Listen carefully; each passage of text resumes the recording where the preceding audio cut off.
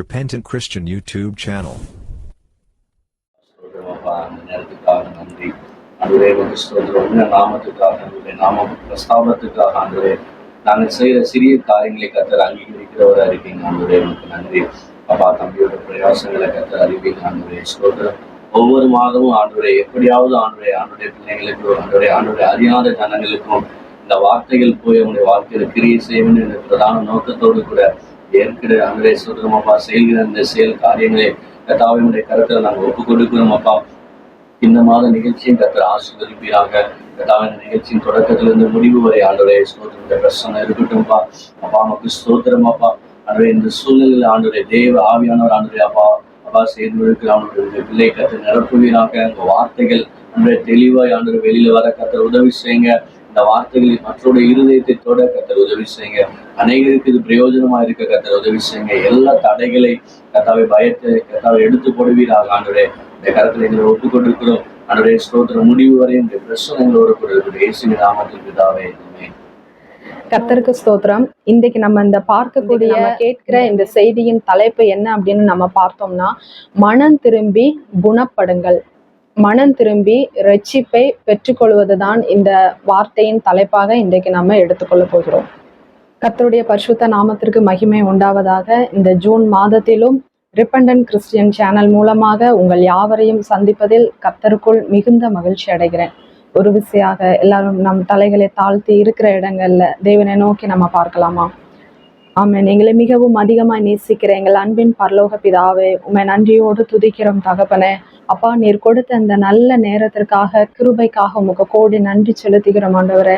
நீர் நல்லவரும் நன்மை செய்கிறவருமாய் எங்கள் மத்தியில் இருக்கிறீர் ஆண்டவரே. இசப்பா, உமக்கு கோடி நன்றி செலுத்துகிறோம் தகப்பனே. இந்த வேளையிலும் கூட அப்பா, இந்த ரிப்பண்டன்ட் கிறிஸ்டியன் சேனல் மூலமாக அப்பா ஸ்தோத்திரிக்கிறேன் கர்த்தா. உம்முடைய வார்த்தையை கொடுப்பதில் தேவன் நீர் பாராட்டின தயவுக்காக உமக்கு கோடி நன்றி செலுத்துகிறேன் ஆண்டவரே. அப்பா, பேசப்படுகிற ஒவ்வொரு வார்த்தையும் தகப்பனே அப்பா, இதை கேட்கிறவர்களுடைய உள்ளத்துல தேவன் ஒரு மாற்றத்தை கொடுக்கும்படியாக, ஆமென், அவர்களுடைய வாழ்க்கையில ஒரு கிரியைகளை கர்த்தர் நீர் செய்யும்படியாக இந்த வேலையில நாங்கள் ஜெபிக்கிறோம் தகப்பனே. ஆமென். நீர் பாவிகளை ஆண்டவரை ரட்சிக்க இந்த பூமியில வந்தீர் தகப்பனே. யாவரும் ரட்சிக்கப்பட வேண்டும் என்பது உம்முடைய சித்தமா இருக்கிறதப்பா. அந்த சித்தத்தை தகப்பனே நீங்க ஒவ்வொருவருடைய வாழ்க்கையிலையும் நிறைவேற்றும்படியாக ஒவ்வொருவரையும் தகப்பனே உம்முடைய பிள்ளைகளாக தேவன் நீர் மாற்றி பரலோக ராஜ்யத்துல ஒரு மிகுந்த மகிழ்ச்சியை நீர் ஏற்படுத்தும்படியாக கர்த்தர் ஒரு பலத்த காரியங்களை ஜனங்களிடத்துல செய்யும்படியாக இந்த வேலையில எங்களை உங்க கரத்துல ஒப்பு கொடுத்து ஜெபிக்கிறோம். கர்த்தர் எங்கள் மத்தியில அசைவாடுங்க, எங்களை ஆளுகை செய்யுங்க, உங்களுடைய பிரசன்னத்தினால் எங்களை நிரப்புங்க. எங்களை உங்க கரத்துல ஒப்பு கொடுத்து ஜெபிக்கிறோம். நீர் எங்களை வழி நடத்தும்படியாக இயேசுவின் நாமத்தில் ஜெபிக்கிறோம் எங்கள் ஜெபங்களும் நல்ல பிதாவே. ஆமென். ஸ்தோத்திரம். இப்பொழுதும் கூட நம்ம ஒரு குழந்தையினுடைய வாழ்க்கையை நம்ம எடுத்துக்கிட்டோம் அப்படின்னா, ஒரு குழந்தை பிறக்குது. அந்த குழந்தை பிறந்து ஒரு மனிதனாக மாறுகிறார்கள். ஒரு மனிதர்களுடைய வாழ்க்கையில எல்லாருக்குள்ளேயுமே ஒரு லட்சியம் என்பது ஒன்று இருக்கும், கனவு என்பது ஒன்று இருக்கும். ஈவன் ஒரு சிறு குழந்தைய கூப்பிட்டு நீ வாழ்க்கையில என்னவா ஆக ஆசைப்படுற அப்படின்னு நம்ம கேட்டோம் அப்படின்னா, நிச்சயமாக அந்த குழந்தை நான் டாக்டர் ஆகணும், இன்ஜினியர் ஆகணும், ஒரு டீச்சர் ஆகணும், கலெக்டர் ஆகணும்னு அவனுடைய ஆசைகளை அந்த சிறு வயதிலேயே அவங்க வெளியில தெரிவிப்பாங்க. அதே போலதான் எல்லாருடைய வாழ்க்கையிலயுமே என்னுடைய வாழ்க்கையில இந்த லட்சியத்தை நான் அடையணும், இதை நான் அச்சீவ் பண்ணணும் அப்படின்னு எல்லாருக்குள்ளேயுமே ஒரு ஆசை இருக்கும், ஒரு வாஞ்சை இருக்கும். அதை நம்ம எப்படியாவது அந்த இடத்த போய் அடையணும் அப்படிங்கிற ஒரு ஆசை எல்லாருடைய வாழ்க்கையிலையுமே காணப்படும். இது ஒரு உலகப்பரியமான ஒரு வாழ்க்கை. இந்த உலகப்பரியமான வாழ்க்கை ஒரு டெம்பரவரியான ஒரு லைஃப் தான். இந்த டெம்பரவரியான ஒரு லைஃப்க்கு எல்லாருடைய வாழ்க்கையிலையுமே ஒரு கோலை நம்ம அச்சீவ் பண்ணணும் அப்படிங்கிற ஒரு ஆசை இருக்கும் பொழுது நமக்கென்று கர்த்தர் ஒரு நித்திய வாழ்க்கையை வைத்திருக்கிறார். அதற்கு முன்பாக அந்த வாழ்க்கையில நம்ம அடைய வேண்டிய அந்த கோல் என்ன அப்படின்னா நித்திய ஜீவன். அந்த நித்திய ஜீவனை நம்ம பெற்றுக்கொள்ள வேண்டும் என்றால் முதலாவது நாம் அதுல தகுதியுள்ளவர்களாக இருக்கிறோமா என்பதை நம்ம ஆராய்ந்து பார்க்கணும். இப்ப இந்த உலக வாழ்க்கையில உதாரணத்துக்கு ஒருவன் ஒரு ஸ்போர்ட்ஸ் மேனா ஆகணும் அப்படிங்கிற ஒரு ஆசை அவனுக்குள்ள இருந்துச்சு அப்படின்னா, அந்த ஸ்போர்ட்ஸ் மேனுக்கு உண்டான தகுதிகளை முதலாவது அவன் அவன் வளர்த்து கொள்ள வேண்டும். அதற்குண்டான உடற்பயிற்சிகளை செய்யணும். அந்த உணவு கட்டுப்பாடு அவனுடைய வாழ்க்கையில இருக்கணும். அவன் ஒரு ஃபுட்பால் பிளேயரா ஆகணும் அப்படின்னா அதற்குண்டான பிராக்டிஸை வந்து அவன் பண்ணணும். இப்படி முறையான காரியங்களை அவன் மேற்கொண்டால் மட்டும்தான் அந்த ஸ்போர்ட்ஸ் மேனாக அவனால வர முடியும். அந்த ஃபீல்டில் அவனால வந்து சாதிக்க முடியும். அதே போல நம்ம வந்து நித்திய வாழ்க்கை, அதாவது நித்திய ஜீவனை நம்ம பெற்றுக்கொள்ள வேண்டும் என்றால் அதற்குரிய தகுதிகளையும் நமக்குள்ள வந்து வளர்த்து கொள்ள வேண்டும். அந்த தகுதிகள் நமக்குள்ள காணப்பட வேண்டும். நம்ம இந்த பூமியில பிறக்கும் பொழுதே பாவத்துல தான் நம்ம பிறக்கிறோம். பாவத்துல கற்பந்தரித்து தான் நம்ம பிறக்கிறோம்.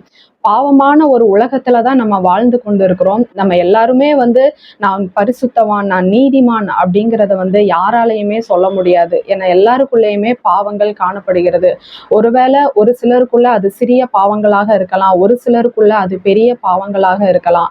ஆனா நம்ம பாவத்தோட தான் எல்லாருமே வாழ்ந்து கொண்டு இருக்கிறோம்.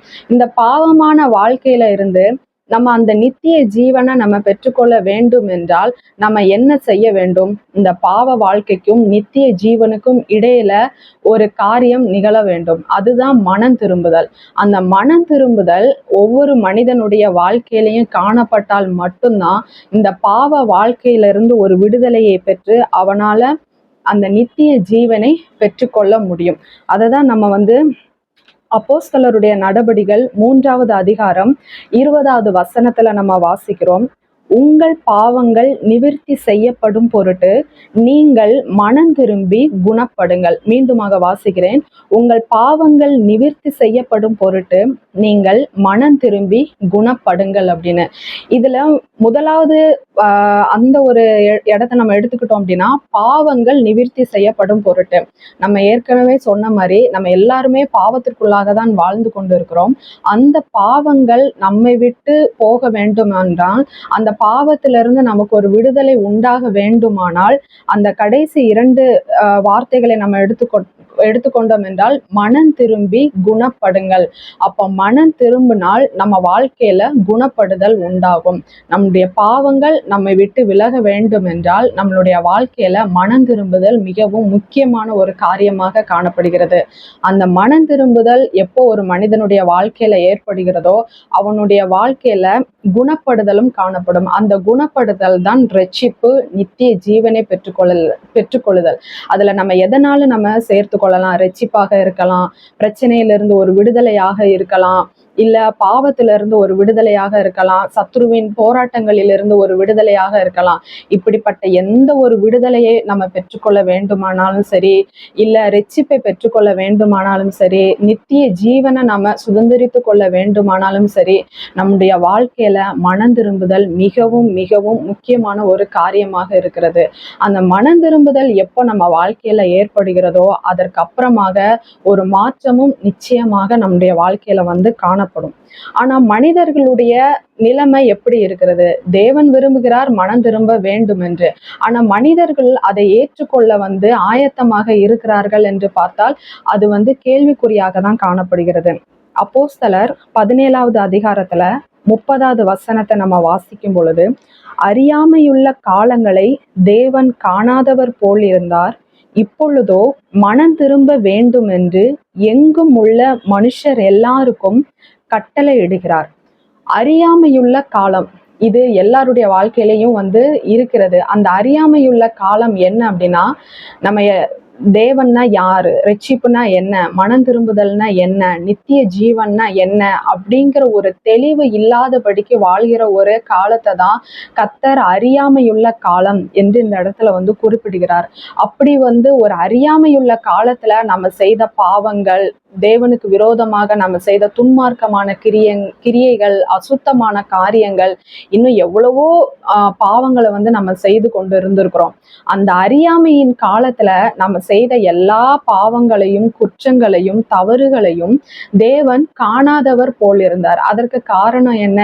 சரி, ஓகே, நம்ம பிள்ளை ரட்சிக்கப்படுவாங்க, ஏதாவது ஒரு சூழ்நிலை வரும், அதுல என் பிள்ளை ரட்சிக்கப்படுவான், மனம் திரும்புவான், இந்த பாவத்திலிருந்து விடுதலை பெறுவான் என்று அந்த அறியாமையுள்ள காலத்தை நமக்கு கிரேஸ் பீரியடா கர்த்தர் ஒவ்வொருவருடைய வாழ்க்கையிலையும் வந்து கொடுக்கிறார். ஆனா இப்பொழுதோ மனம் திரும்ப வேண்டும் என்று எங்கும் உள்ள மனுஷர் எல்லாருக்கும் கட்டளை இடுகிறார். அந்த அறியாமையின் காலத்துல நம்ம செய்த பாவங்களை எல்லாம் அவர் காணாதவர் போல இருந்தார். ஆனா இப்பொழுதோ நம்ம மனம் திரும்ப வேண்டும் என்று அவர் கட்டளையாக சொல்லுகிறார். இது ஒரு வாக்கியமாக இல்ல, அறிவுரையாக இல்ல, அவர் கட்டளை இடுகிறார். இதை நீங்கள் செய்துதான் ஆக வேண்டும் என்று ஒரு கட்டளையாக கர்த்தர் இந்த இடத்துல மனம் திரும்புதலை குறித்து கூறுகிறார். இதற்கு இதை நம்ம இதை இன்னும் கொஞ்சம் விளக்கமா நம்ம பார்த்தோம் அப்படின்னா, ஒரு குழந்தையினுடைய வாழ்க்கையை எடுத்துக்கிட்டோம் அப்படின்னா, சிறு குழந்தையாக இருக்கும் பொழுது அந்த குழந்தைக்கு நல்லது எது கெட்டது எதுன்னு தெரியாது. சில நேரங்கள்ல பெற்றோர்களையே பெயர் சொல்லி கூப்பிடுவாங்க. அந்த குழந்தைத்தனத்திற்குரிய சில காரியங்களை செய்வாங்க. அந்த வயதுல அது ரசிக்கக்கூடிய ஒரு சூழ்நிலையாக இருக்கும், காரியமாக இருக்கும். அதை பெற்றோர்கள் கண்டு கொள்ள மாட்டாங்க. அதே குழந்தை வளர்ந்து ஒரு வாலிப பையனாயோ வாலிப பிள்ளையாகவோ மாறும் பொழுது, அந்த சிறு குழந்தையாக இருக்கும் பொழுது செய்த காரியங்களை மீண்டுமாக அந்த வாலிப காலத்துல செய்தாங்க அப்படின்னா அதை பெற்றோர்களால ஏற்றுக்கொள்ள முடியுமா? நிச்சயமாக முடியாது. அதே குழந்தைதான் சிறு பிள்ளையா இருக்கும்போது தாயும் தகப்பனையும் பெயர் சொல்லி கூப்பிட்டுருக்கோம். ஆனா அதே குழந்தை வாலிபனாக மாறும் பொழுது அப்படி பெயர் சொல்லி கூப்பிட்டாங்க அப்படின்னா அது மற்றவர்களுக்கு முன்பாக அந்த பெற்றோர்களுக்கு ஒரு அவமானத்தை கொடுக்கிற ஒரு காரியமாக இருக்கும். அதனால அந்த பிள்ளைய அந்த இடத்துல கண்டிப்பாங்க. நீ குழந்தையா இருக்கும்போது அப்படி பேசுன, ஆனா இப்போ நீ வாலிபனாக இருக்கிற, உனக்கு நல்லது எது கெட்டது எதுங்கிறது தெரியும். இந்த சூழ்நிலையிலும் நீ அப்படி பிஹேவ் பண்ணக்கூடாதுங்கிறத பெற்றோர்கள் பிள்ளைகளுக்கு கண்டித்து உணர்த்துவாங்க. அதே போலதான் கர்த்தர் அந்த அறியாமையுள்ள காலத்துல நீ பாவத்தை பண்ணுன, அதெல்லாம் நான் உனக்கு மன்னிக்கிறேன், அதை நான் காணாதவர் போல இருந்தேன், ஆனா இப்போ மனம் திரும்ப வேண்டிய ஒரு காலகட்டத்துல காணப்படுகிறீர்கள். மனம் திரும்புதல் உன்னுடைய வாழ்க்கையில மிகவும் முக்கியம் என்பதை தேவன் கட்டளையிடுகிறார். ஆனாலும் ஜனங்களுக்குள்ள என்ன இருதயம் காணப்படுகிறதுனா, ஏன் நம்ம இந்த பாவத்துல இருந்து விடுதலை பெறணும் அப்படின்ட்டு அவங்களுக்குள்ள ஒரு மந்த நிலைமை தான் காணப்படுகிறது. அததான் மத்தேயு 13வது அதிகாரம் 15வது வசனத்துல நம்ம பார்க்கிறோம். இந்த ஜனங்கள் கண்களினால் காணாமலும் காதுகளினால் கேளாமலும் இருதயத்தினால் உணர்ந்து மனம் திரும்பாமலும் நான் அவர்களை ஆரோக்கியமாக்காமலும் இருக்கும்படியாக அவர்கள் இருதயம் கொழுத்திருக்கிறது. காதால் மந்தமாய் கேட்டு தங்கள் கண்களை மூடி கொண்டார்கள். இந்த வசனத்துல நம்ம ஒவ்வொரு வரியும் நம்ம பார்த்தோம் அப்படின்னா, இந்த ஜனங்கள் கண்களினால் காணாமலும், ஆனா நமக்கு முன்பாக ரட்சிப்புக்கு ஏதுவான எல்லா காரியங்களுமே இருக்கிறது. ஒரு ரட்சிக்கப்பட்ட மனிதனுடைய வாழ்க்கையே அதற்கு சாட்சியாக காணப்படுகிறது. ரட்சிக்கப்பட்ட ஒரு மனிதன் பாவத்திலிருந்து மனம் திரும்பின ஒரு மனிதனுடைய வாழ்க்கை எப்படி இருக்கிறது, அவன் எப்படிப்பட்ட நல்ல குணங்களை கொண்டவனாக இருக்கிறான் என்பதை ஜனங்கள் பார்த்து கொண்டுதான் இருக்கிறாங்க. ஆனா அதை பார்த்தும் பார்க்காதவர்களை போல காணப்படுகிறார்கள். காதுகளினால் கேளாமலும், எல்லாருக்குமே சுவிசேஷங்கள் அறிவிக்கப்பட்டு கொண்டுதான் இருக்கிறது. நம்ம அந்த பூமியில எதற்காக நம்ம பிறந்தோம், கர்த்தர் நம்ம எதற்காக உருவாக்கினார், நம்ம பாவத்துல இருந்த நம்மை அதிலிருந்து விடுதலை கொடுக்கும்படியாக அவருடைய கடைசி சொட்டு இரத்தம் வரையிலும் நமக்காக அவர் சிந்தினார் என்று எல்லா இடங்களிலுமே சுவிசேஷங்கள் அறிவிக்கப்பட்டு கொண்டதே தான் இருக்கிறது. ஆனா அதை ஏற்க மனதில்லாதபடிக்கு அவர்கள் காதுகளினால் கேட்டும் அதை கேளாதவர்கள் போல இருக்கிறாங்க. அடுத்து பார்த்தோம்னா, இருதயத்தினால் உணர்ந்து மனம் திரும்பாமலும், அவங்க இருதயம் தெரியும், உண்மையுள்ள தெய்வன் யார் என்பது தெரியும், நம்ம எப்படிப்பட்ட வாழ்க்கையை வாழ்ந்து கொண்டு இருக்கிறோம் என்பதும் தெரியும், நம்ம மனம் திரும்பினா நம்முடைய வாழ்க்கை எப்படி மாறும் என்பதும் தெரியும், மரிப்பதற்கு பிற்பாடு ஒரு நித்திய வாழ்க்கை ஒன்று காணப்படுகிறது என்பதும் தெரியும், நியாய தீர்ப்பு என்பது எல்லா மனிதர்களுடைய வாழ்க்கையிலையும் உண்டு என்பது தெரியும். எல்லாம் தெரிந்தும் அவர்களுடைய இருதயத்தினால் உணர்ந்து மனம் திரும்பாதபடிக்கு அநேகருடைய வாழ்க்கை காணப்படுகிறது. அதுல ஒரு வார்த்தை கூறப்பட்டிருக்கிறது, அவர்கள் இருதயம் கொழுத்திருக்கிறது. அதாவது கடின இருதயத்தோட இருக்கிறாங்க. என் இஷ்டப்படிதான் நான் வாழுவேன், எனக்கு எப்படி வாழணும்னு தோணுதோ அப்படிதான் நான் வாழுவேன் அப்படின்னு மனம் திரும்புவதற்கு அவர்களுடைய இருதயத்திற்கு மனதில்லாதபடிக்கு தன்னுடைய மனம் போன போக்கில அநேகர் வாழ்ந்து கொண்டு இருக்கிறாங்க. இதற்கு உவமையாக வேதாகமத்துல கர்த்தர் ஒரு வார்த்தையை கூறுகிறார்.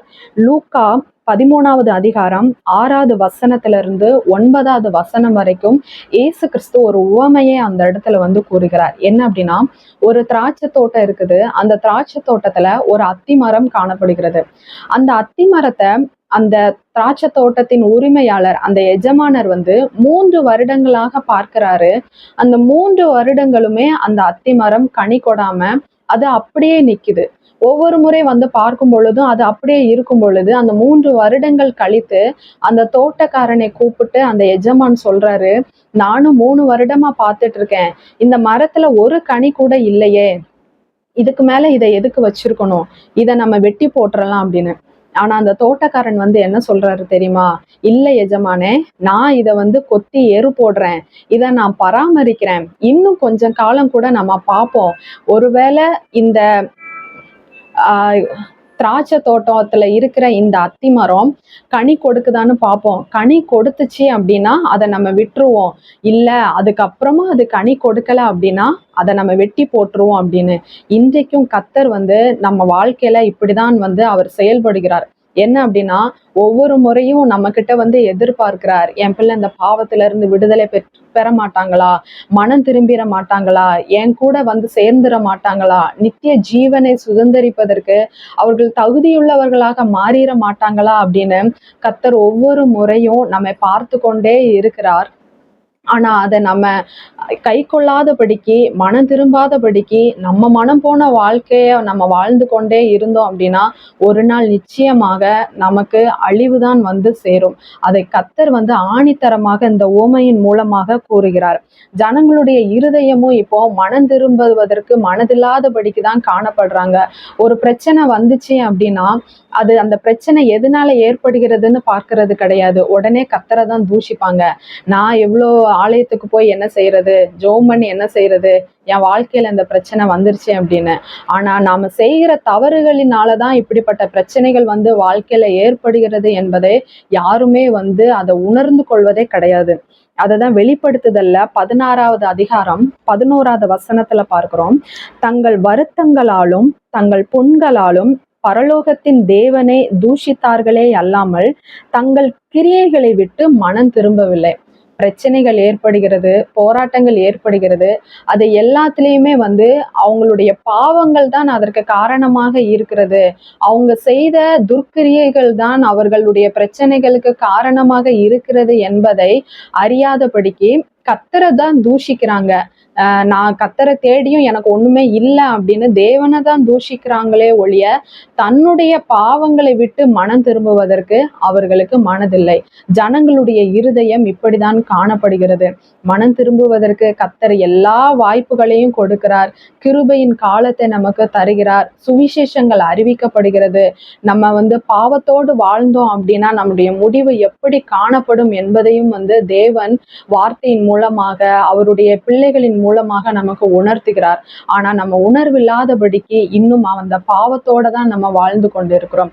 இப்படிப்பட்ட ஜனத்தின் மத்தியில வேதாகமத்துல ஒரு மனிதனை குறித்து நம்ம பார்க்கிறோம். அந்த மனிதன் இப்படிப்பட்ட ஜனத்தை போல இல்லாதபடிக்கு தன்னுடைய வாழ்க்கையில கர்த்தரை அறியாத ஒரு மனிதனாக இருந்தான். ஆனா அவனுடைய வாழ்க்கையில அவன் மனம் திரும்பினான். மனம் திரும்பினதற்கு பிற்பாடு இரட்சிப்பை பெற்றுக்கொண்டான்.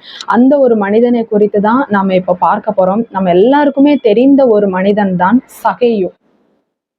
லூக்கா 19வது அதிகாரத்துல சகேயுவை குறித்து நம்ம சில காரியங்களை நம்ம பார்க்க போறோம். முதலாவது, அந்த சகேயு எப்படிப்பட்டவன், அவனுக்குன்னு ஒரு இன்ட்ரோடக்ஷன் வந்து கொடுத்துருக்குறாங்க. அத 19வது அதிகாரம் 2வது வசனத்துல பார்க்கும் பொழுது, ஆயக்காரருக்கு தலைவனும் ஐஸ்வர்யனுமாய் இருந்த சகேயு எண்ணப்பட்ட ஒரு மனுஷன். முதலாவது அவனை குறித்து என்ன சொல்லப்பட்டிருக்கிறதுனா, அவன் ஆயக்காரருக்கு தலைவனாக இருந்தான். ஆயக்காரர் அப்படின்னு சொல்லும் போது வரி வசூலிப்பவர், அதாவது டாக்ஸ் கலெக்டர். ஜனங்களிடத்துல போய் வரி வசூல் பண்றதுதான் அந்த ஆயக்காரருடைய வேலையாக இருந்தது. ஆனா சகேயு வந்து அந்த ஆயக்காரருக்கும் தலைவனாக காணப்பட்டான். வரி வசூல் பண்றவங்களுக்கு இவன் ஒரு ஹெட்டாக அந்த இடத்துல இருந்தான். அவன் வந்து ஒரு ஐஸ்வர்யவானுமாய் இருந்தான். உடல் அமைப்புல அவனை குறித்து என்ன சொல்லப்பட்டு இருக்கிறது என்றால், அடுத்த வசனத்துல பார்க்கும் பொழுது அவன் குள்ளனான மனிதன் அப்படின்னு 3வது வசனத்துல நம்ம சகேயுவை குறித்து பார்க்கிறோம். இன்னொன்னு சகேயுவை குறித்து நம்ம பார்க்கும் பொழுது அவன் இயேசுவை அறியாத ஒரு மனிதனாகவும் காணப்பட்டான். ஆயக்காரருக்கு தலைவனாக இருந்தான், ஐஸ்வர்யவானாக இருந்தான், குள்ளனான ஒரு மனிதனாக காணப்பட்டான், இயேசுவை அறியாதவனாக இருந்தான். இதுதான் அவனுடைய அடையாளங்களாக வேதாகமத்துல குறிப்பிடப்பட்டிருக்கிறது. இப்போ அந்த சகேயு எண்ணப்பட்ட மனிதன் இயேசுவை அறியாதவனாக இருந்தாலும், இந்த வரி வசூலிப்பவர்களை பத்தி நம்ம பார்த்தோம் அப்படின்னா, அவங்க அநியாயமாய் ஜனங்களிடத்துல ஆஹ் பணத்தை வசூல் பண்றவங்களாதான் அந்த ஆயக்காரர்கள் காணப்பட்டு இருக்கிறாங்க. அப்ப அவன் ஒரு பாவம் செய்த ஒரு மனிதனாக தான் காணப்பட்டு இருக்கிறான். இது எல்லாமே நம்ம இந்த வார்த்தையின் மூலமாக அவனை பற்றி குறிப்பிடப்பட்டு இருக்கிற காரியங்களை குறித்து நம்ம பார்க்கிறோம். இப்படிப்பட்ட ஒரு மனிதனுடைய வாழ்க்கையில எப்படி மனம் திரும்புதல் ஏற்பட்டுச்சு, அவன் என்ன காரியங்களை அவன் செய்தான், எதை செய்ததின் மூலமாக அவன் வாழ்க்கையில ரட்சிப்பை பெற்றுக்கொண்டான் என்றுதான் நம்ம பார்க்க போறோம். முதலாவது லூக்கா 19வது அதிகாரத்துல 3வது வசனத்தை நம்ம வாசிக்கும் பொழுது, இயேசு எப்படிப்பட்டவரோ என்று அவரை பார்க்க வகை தேடினான். நம்ம ஏற்கனவே கூறினபடி சகேயு இயேசுவை பற்றி அறியாத ஒரு மனிதன். ஆனா அவன் இயேசுவை பற்றி அறிந்து கொள்ள வேண்டும் என்கிற ஒரு வாஞ்சை அவனுக்குள்ள காணப்பட்டது. இந்த வாஞ்சை தான் நம்மளுடைய வாழ்க்கையிலையும் காணப்பட வேண்டும். ஒரு தேவனை பற்றி அறியாத ஒரு மனுஷன் அவர் எப்படிப்பட்டவரா இருப்பாரு, அவர் என்ன காரியங்களை செய்வாரு, அவர் எப்படி குண அதிசயங்களை உடைய ஒரு மனிதன் என்பதில அறிந்து கொள்வதில் அவன் மிகவும் வாஞ்சையுள்ள ஒரு மனிதனாக இருந்தான். இன்றைக்கும் நம்ம எத்தனை பேரு கர்த்தரை பற்றி நம்ம அறிந்து கொள்ளணும், அவர் எப்படிப்பட்டவராக இருக்கிறார், என் வாழ்க்கையில அவர் எப்படிப்பட்ட காரியங்களை செய்வார், அவர் எந்தெந்த இடத்துல அவர் எப்படிப்பட்ட காரியங்களை செய்திருக்கிறார் என்கிற ஒரு வாஞ்சை நமக்குள்ள காணப்பட வேண்டும். தாகம் உள்ளவன் மேல் தண்ணீரை ஊற்றுவேன் என்றுதான் கர்த்தர் சொல்லி இருக்கிறார். அப்ப நமக்குள்ள அந்த வாஞ்சை இருந்தா மட்டும்தான் கர்த்தர் அதற்கு பின்பாக உள்ள காரியங்களையும் நம்ம வாழ்க்கையில செய்வார். சகேயு கிட்ட அதுதான் இருந்தது. கர்த்தரை எப்படியாவது நான் அறிந்து கொள்ள வேண்டும், அவரை நான் எப்படியாவது தேடணும், அவர் எப்படிப்பட்டவராய் இருக்கிறார் என்பதை நான் உணர்ந்து கொள்ள வேண்டும் என்கிற ஒரு வாஞ்சை சகேயின் இடத்துல அதிகமாக காணப்பட்டது. அந்த வாஞ்சை தான் அவனுக்குள்ள ஒரு மனம் திரும்புதலையும் பிற்பாடு கொண்டு ரட்சிப்பை பெற்றுக்கொள்வதற்கும் ஒரு காரியமாக காணப்பட்டது. இரண்டாவதாக அவன் அந்த மனம் திரும்புதலை பெற்றுக்கொள்ள, ரட்சிப்பை பெற்றுக்கொள்ள என்ன செய்தான் அப்படின்னு நம்ம பார்த்தோம் அப்படின்னா, லூக்கா 19வது அதிகாரத்துல 3வது வசனத்தையும் 4வது வசனத்தையும் பார்க்கும் பொழுது, அவன் குள்ளனானபடியால் ஜனக்கூட்டத்தில் அவரை காணக்கூடாமல் அவர் போகும் வழியில் முன்னாக ஓடி அவரை பார்க்கும்படி ஒரு காட்டத்தி மரத்தில் ஏறினான் என்று பார்க்கிறோம். நம்ம ஏற்கனவே சகேயுவை குறித்து பார்க்கும் பொழுது அவன் குள்ளனான ஒரு மனிதன். இயேசு அந்த வழியா போகிறாரு அப்படின்னு தெரிஞ்சுதான் அவன் இயேசுவை எப்படியாவது பார்க்கணுங்கிற ஒரு வாஞ்சையோடு வாரான். அவன் குள்ளனா இருக்கிறதுனால இயேசு வருகிறாருன்னா நிச்சயமாக அவர் பக்கத்துல அவர் கூட நிறைய ஜனக்கூட்டங்கள் வரும். அத்தனை பேர் வரும் பொழுது நான் அவரை எப்படி நான் பார்க்க முடியும் அப்படிங்கிற ஒரு கேள்வி அவனுக்குள்ள இருந்ததுனால அவர் போகிற வழியில அவன் ஒரு காட்டத்தி மரத்துல போய் ஏறுகிறான். இதுல அவனுடைய கிரியை வெளிப்படுகிறது. அவன் வாஞ்சை இருந்துச்சு, அந்த வாஞ்சைக்கு ஒரு தடை காணப்படுகிறது. அவனுடைய உருவம் அதற்கு ஒரு தடையாக காணப்படுகிறது. ஆனா அவன் அந்த தடையை எண்ணி பின்வாங்கல. சரி, நம்ம தான் குள்ளனா இருக்கோம், இத்தனை பேர் மத்தியில அவரை நம்ம எப்படி பார்க்க, நம்ம பேசாம போயிருவோம் அப்படிங்கிற ஒரு பின்மாற்றம் அவனுடைய வாழ்க்கையில இல்ல. அவரை எப்படியாவது நான் பார்த்தே ஆக வேண்டும் என்று கிரியையை அடுத்து அவன் செய்ய ஆரம்பித்தான். அந்த கிரியை அவனுக்குள்ள இருந்ததுனாலதான் அவன் காட்டத்தி மரத்துல போய் ஏறி அவரை பார்ப்பதற்கு ஆயத்தமானான். நம்மளுடைய வாழ்க்கையிலையும் நம்ம ஒரு காரியத்தை பெற்றுக்கொள்ள வேண்டும் என்றால் ஆசை இருந்தா மட்டும் போதாது. அந்த ஆசை நிறைவேறுவதற்கு நம்ம செயல்பாடுகள்ல ஈடுபட வேண்டும். இப்போ உதாரணத்திற்கு ஒரு மாணவன் இருக்கிறான், 10th படிக்கிறான் இல்ல 12th படிக்கிறான், நான் ஸ்டேட் ஃபர்ஸ்ட் எடுக்கணும், நான் பேப்பர்ல வரணும், நியூஸ் பேப்பர்ல வரணும், டிவில வரணும் அப்படின்னு சொல்லி அவனுக்குள்ள ஒரு ஆசை இருக்குது. நான் ஃபுல் மார்க் வாங்கணும் அப்படின்னு ஆசை இருக்கு அப்படின்னா அதுக்குண்டான எஃபர்ட் அவன் போட்டா மட்டும்தான் அந்த மார்க் அவனால அச்சீவ் பண்ண முடியும். இல்ல ஆசை இருந்தா மட்டும் போதும், நான் எப்படியாவது நியூஸ் பேப்பர்ல வருவேன் அப்படின்னு சொல்ல முடியுமா? நிச்சயமாக சொல்ல முடியாது. அதற்குண்டான கிரியைகளில் அவன் ஈடுபட்டா மட்டும்தான் அந்த காரியத்தை அவனால பெற்றுக்கொள்ள முடியும். அதான் வேதாகமத்திலேயே ஒரு வார்த்தை இவ்வாறு சொல்லப்பட்டிருக்கிறது, கிரியை இல்லாத விசுவாசம் செத்ததாக காணப்படும்னு. நம்ம வாழ்க்கையில விசுவாசம் இருந்தா மட்டும் போதாது, வாஞ்சை இருந்தா மட்டும் போதாது, அந்த வாஞ்சையை பெற்றுக்கொள்வதற்கு, அதை அடைவதற்கு நமக்குள்ள கிரியை மிகவும் முக்கியமாக காணப்படுகிறது. ஆபிரகாமினுடைய வாழ்க்கையை கூட நம்ம எடுத்துக்கிட்டோம் அப்படின்னா, ஆபிரகாமை கர்த்தர் சொல்றாரு, அவனுக்கு அநேக வருடங்களுக்கு பின்பாக தான் ஈசாக்க கொடுக்கிறாரு.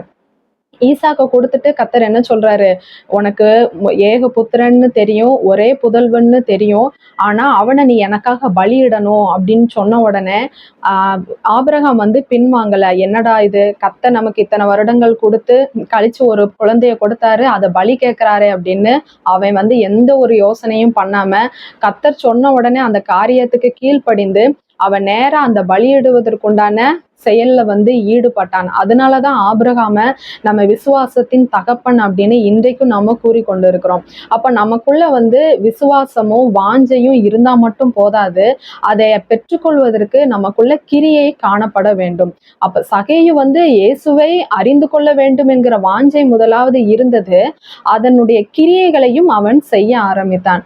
நம்ம எப்படி கர்த்தரை அறிந்து கொள்ள வேண்டும், அவர் எப்படிப்பட்டவர் என்பதை நம்ம எப்படி புரிந்து கொள்ள முடியும்னா, வேதாகமத்தின் மூலமாக தான் நம்ம புரிந்து கொள்ள முடியும். அப்ப வேதத்தை நம்ம நன்கு படிக்கிறவர்களாக காணப்படணும். ஏன்னா வேதத்துல கர்த்தர் ஒவ்வொரு இடத்துலையும் அவர் ஒவ்வொரு விதமாக அவரை நமக்கு வெளிப்படுத்துகிறார். ஒரு கண்ணீரின் பாதையில இருக்கிறவங்களுக்கு கர்த்தர் அந்த கண்ணீரை துடைக்கிறவராக இருக்கிறார். உதவிகள் தேவைப்படுகிறவர்களுக்கு கர்த்தர் அந்த இடத்துல உதவிகளை நிறைவேற்றுகிறவராக இருக்கிறார்.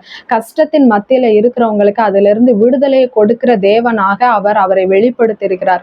வியாதியின் பிடியில மரண பள்ளத்தாக்குல இருக்கிறவங்களுக்கும் கர்த்தர் அந்த மரண பள்ளத்தாக்குல இருந்து விடுதலை கொடுக்கிற ஒரு தேவனாக இருக்கிறார். பாவத்துல இருக்கிறவங்களுக்கு அதுல இருந்து விடுதலையை கொடுத்து ரட்சிப்பை தருகிற ஒரு தேவனாக காணப்படுகிறார். இதெல்லாம் நம்ம எப்படி உணர்ந்து கொள்ள முடியும்? வேதத்தை நன்கு படித்தால் மட்டும்தான் கர்த்தர் எப்படிப்பட்டவர் என்பதையும் நம்மளால உணர்ந்து கொள்ள முடியும். அதே போல ஜெபமும் நம்மளுடைய வாழ்க்கையில மிகவும் முக்கியம். ஜெபிப்பதன் மூலமாக கர்த்தரோடு கூட நம்ம நெருங்கிய ஒரு உறவை ஏற்படுத்தி கொள்ள முடியும். நம்ம ஜெபிக்க கர்த்தர் நம்மோடு கூட பேசுவார். நாம நினைக்கிறோம் நம்ம தான் தேவனிடத்துல போய் பேசுறோம் அப்படின்னு. நிச்சயமாக இல்லை. நாம கர்த்தரிடத்துல பேசும் பொழுது அவர் நமக்கு முன்பாகவே நமக்காக காத்து கொண்டு இருக்கிறார். என் பிள்ளை இப்ப என் கிட்ட வரும், நான் திருப்பி என் பிள்ளை கிட்ட பேசணும் அப்படின்னு அவர் நம்ம கூட பேசுவதற்கு ஆயத்தமாக இருக்கிறார். அப்போ அந்த ஜெபிப்பதன் மூலமாக நம்ம தேவனை இன்னும் நெருங்கி கிட்டி சேர முடியும். அவரை இன்னும் நம்ம வாழ்க்கையில அனுபவித்து கொள்ள முடியும். தேவன் எப்படிப்பட்டவர் என்பதை நம்மளால உணர்ந்து கொள்ள முடியும். அப்ப நம்ம கிரியைகளை எப்படி செய்ய முடியும்? கர்த்தரை இன்னும் நம்ம அறிந்து கொள்ள வேணும்னா இந்த 2 காரியங்களை நம்ம வாழ்க்கையில செய்யணும். முதலாவது வேதத்தை நன்கு படிக்க வேண்டும். அடுத்து ஜெபம் நம்ம வாழ்க்கையில காணப்பட வேண்டும். இந்த 2 காரியங்களை குறித்து இப்ப பார்த்தோம். வாஞ்சை காணப்பட்டது, கிரியை காணப்பட்டது.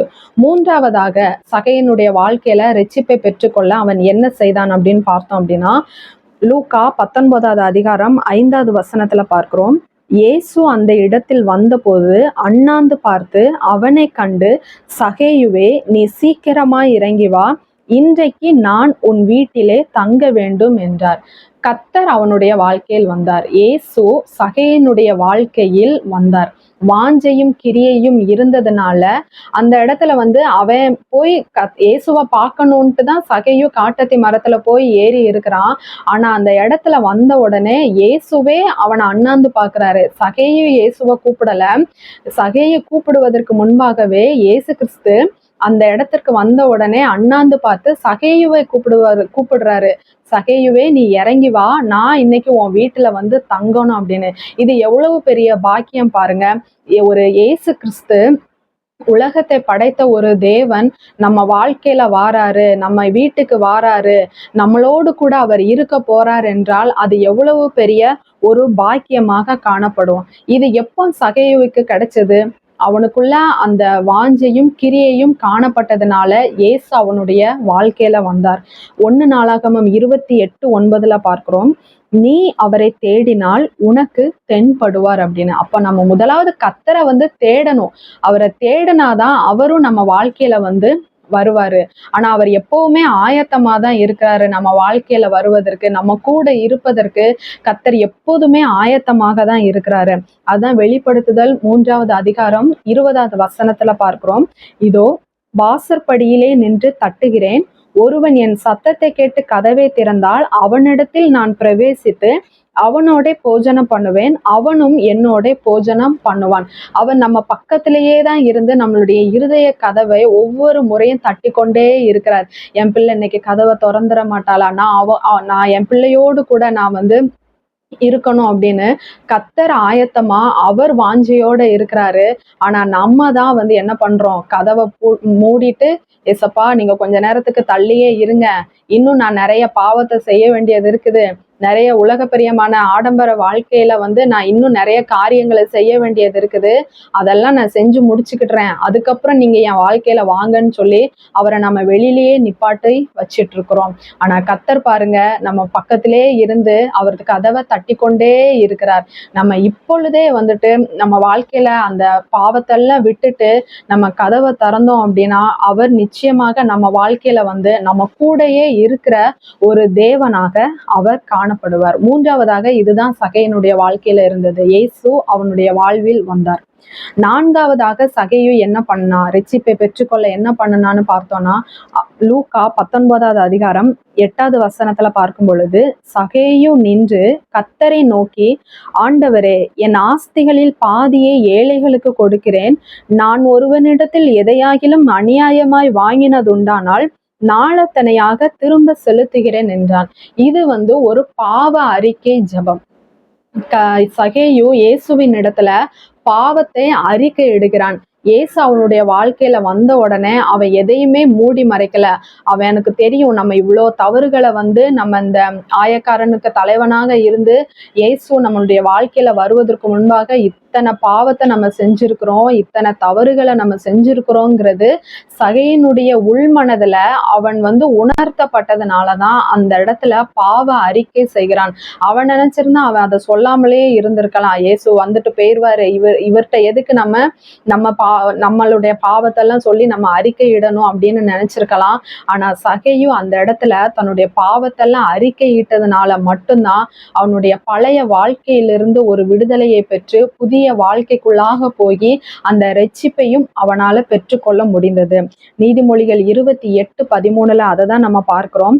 தன் பாவங்களை மறைக்கிறவன் வாழ்வடைய மாட்டான், அவைகளை அறிக்கை செய்து விட்டு விடுகிறவனோ இரக்கம் பெறுவான் என்று.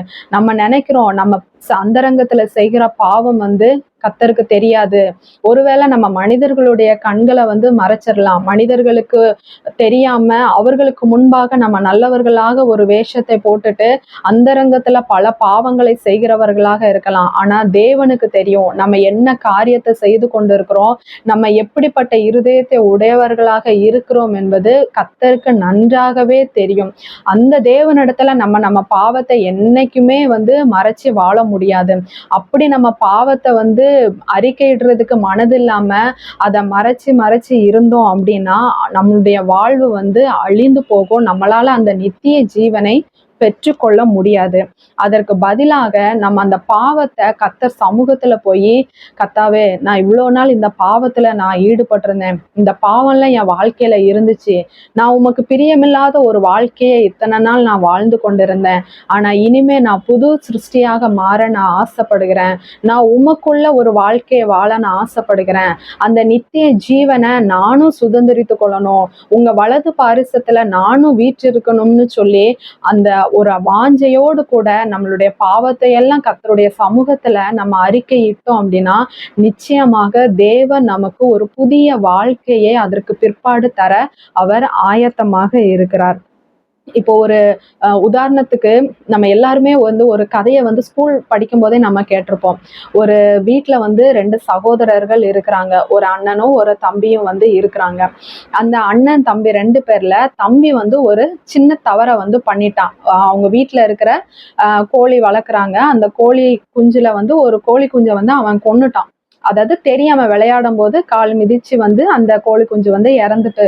அப்போ அந்த அண்ணன் வந்து பார்த்துட்டான். பார்த்த உடனே என்ன பண்றான் அப்படின்னா, அந்த தம்பி கிட்ட, இனிமே நான் சொல்ற எல்லாத்தையும் நீ எனக்கு செய்யணும். அப்படி செஞ்சனா நீ இதை பண்ணுனதை நான் வீட்டுல அப்பா அம்மா கிட்ட சொல்ல மாட்டேன். இல்ல, நான் சொல்ற பேச்ச மீறி நீ ஏதாவது பண்ணுன அப்படின்னா, நீ செஞ்ச இந்த தப்ப நான் வீட்டுல அப்பா அம்மா கிட்ட போய் சொல்லிருவேன் அப்படின்னு சொல்லி, அந்த அண்ணன் அந்த தம்பிய வந்து ஒவ்வொரு முறையும் அவனை ஒரு அடிமை மாதிரி அவனுக்கு ஆக்கி, அவன் சொல்ற காரியத்தெல்லாம் இந்த தம்பி பண்ற மாதிரி அவனை பயமுறுத்தி பயமுறுத்தி அந்த அவன் செஞ்ச அந்த ஒரு தவறின் மூலமாக அவன் அந்த அண்ணனுக்கு அடிமையாகவே அந்த அண்ணன் வந்து மாற்றிருந்தான்.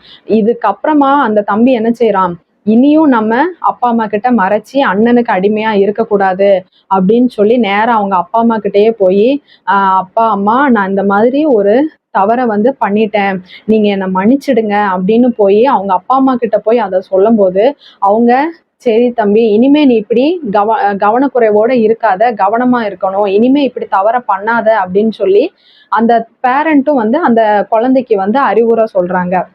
இன்றைக்கும் வந்து இப்படிதான் நம்ம அநேகர் வந்து நம்ம பண்ற பாவத்தை கர்த்தரிடத்துல இருந்து மறைக்கிறோம் அப்படின்னு சொல்லிட்டு பிசாசுக்கு அடிமையா மாறிடுறோம். நம்ம செய்யறது ஒரு தவறா இருக்கும், அந்த ஒரு தவறை வந்து நம்ம கர்த்தரிடத்துல இருந்து மறைக்கணுங்கிறதுக்காக பிசாசுக்கு அடிமையாகி அவன் பேச்சுக்கு கீழ்ப்படிஞ்சு நம்ம அந்த ஒரு பாவத்தை மறைக்கிறதுக்காக அடுத்தடுத்து பல பாவங்கள்ல வந்து நம்ம ஈடுபடுகிறவர்களாக இருக்கிறோம். இதுல இருந்தெல்லாம் ஒரு மாற்றம் நமக்கு வரணும் அப்படின்னா நம்ம பாவத்தை அறிக்கை இடுகிறவர்களாக காணப்படணும். அநேகர் வந்து இந்த பாவ அறிக்கை பண்ணுகிறதுலே வந்து இதனால எனக்கு என்ன யூஸ் அப்படின்னு இருக்கிறாங்க. இதுல 2 விதமான குரூப்பை வந்து நம்ம சொல்லலாம். என்ன அப்படின்னா, பாவ அறிக்கை பண்ணுகிறதுல வந்து அவர்களுக்கு மனதில்லாதபடிக்கு இருக்கிறாங்க. முதலாவது நபர்கள் என்ன அப்படின்னா, அவங்களுக்கு அந்த பாவத்துல இருந்து விடுதலை பெறதுக்கு, அதாவது அந்த பாவத்துல இருந்து வெளியில வர்றதற்கு மனசு இருக்காது. நான் பாவ அறிக்கை பண்ணிட்டோம்னா அடுத்து இந்த பாவத்தை நான் செய்யக்கூடாது, என்னால இதை பண்ணாம இருக்க முடியாது, நான் இதை பண்ணிதான் ஆவேன் அப்படின்னு சொல்லிட்டு அந்த பாவத்தை விடுறதுக்கு மனசு இல்லாம இருக்கிறதுனால அநேகர் பாவ அறிக்கை செய்வதற்கு யோசிக்கிறாங்க. ஒரு குரூப் என்ன அப்படின்னா, பாவ அறிக்கை பண்றதுலயே அவங்களுக்கு வந்து தயக்கம். ஏன் அந்த தயக்கம் ஏற்படுகிறதுனா, நான் இவ்வளவு பெரிய தவறு பண்ணியிருக்கேன், இவ்வளவு பெரிய குற்றம் பண்ணியிருக்கிறேன், இதை எப்படி ஆண்டவர் மன்னிப்பாரு, இதை எப்படி கர்த்தர் மன்னிப்பாரு அப்படின்னு சொல்லிட்டு அவங்களுக்குள்ளேயே ஒரு தயக்கம் ஏற்பட்டு பாவ அறிக்கை பண்ணாம மீண்டும் அந்த பாவத்திலே வாழ்ந்து கொண்டு இருக்கிறாங்க. ஆனா கர்த்தர் வந்து நம்ம சின்ன பாவமோ பெரிய பாவமோ நம்ம முழு மனசோட அந்த பாவத்தை உணர்ந்து இதுல இருந்து எனக்கு விடுதலை வேண்டும் என்று கர்த்தர் சமூகத்துல போய் நம்ம அதை அறிக்கையிட்டோம் அப்படின்னா, அது எப்படிப்பட்ட பாவமாக இருந்தாலும் சரி, எப்படிப்பட்ட குற்றங்களாக இருந்தாலும் சரி, கர்த்தர் அந்த பாவத்துல இருந்து நமக்கு விடுதலை தருவதற்கு அவர் சர்வ வல்லமையுள்ள தேவனாக காணப்படுகிறார். லூக்கா 5:32 அதுதான் பார்க்கிறோம். நீதிமான்களை அல்ல பாவிகளையே மனம் திரும்புகிறதற்கு அழைக்க வந்தேன் என்றார். அவர் நீதிமான்களுக்காக இந்த பூமிக்கு வரல, தவறே பண்ணாம இருக்கிறவங்களுக்காக இந்த பூமிக்கு வரல.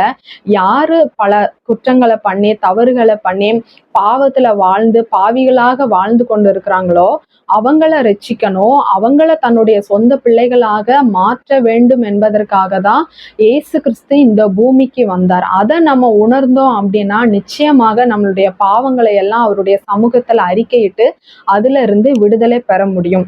இது எல்லாம் வந்து சகையு பண்ணினதுனால, முதலாவது அவனுக்குள்ள தேவனே அறிந்து கொள்ள வேண்டும் என்கிற வாஞ்சை இருந்தது, அதற்குண்டான கிரியைகளில் ஈடுபட்டான். அது மட்டும் இல்லாது தன்னுடைய பாவங்களை எல்லாம் அவருடைய சமூகத்துல அறிக்கையிட்டான். அறிக்கையிட்டதுனால அவனுக்கு என்ன கிடைச்சதுன்னு நம்ம பார்த்தோம்னா, லூக்கா 19வது அதிகாரம் 9வது வசனத்துல பார்க்கும் பொழுது, இயேசு அவனை நோக்கி, இன்றைக்கு இந்த வீட்டுக்கு ரட்சிப்பு வந்தது, இவனும் ஆபிரகாமுக்கு குமாரனாய் இருக்கிறானே என்றார்.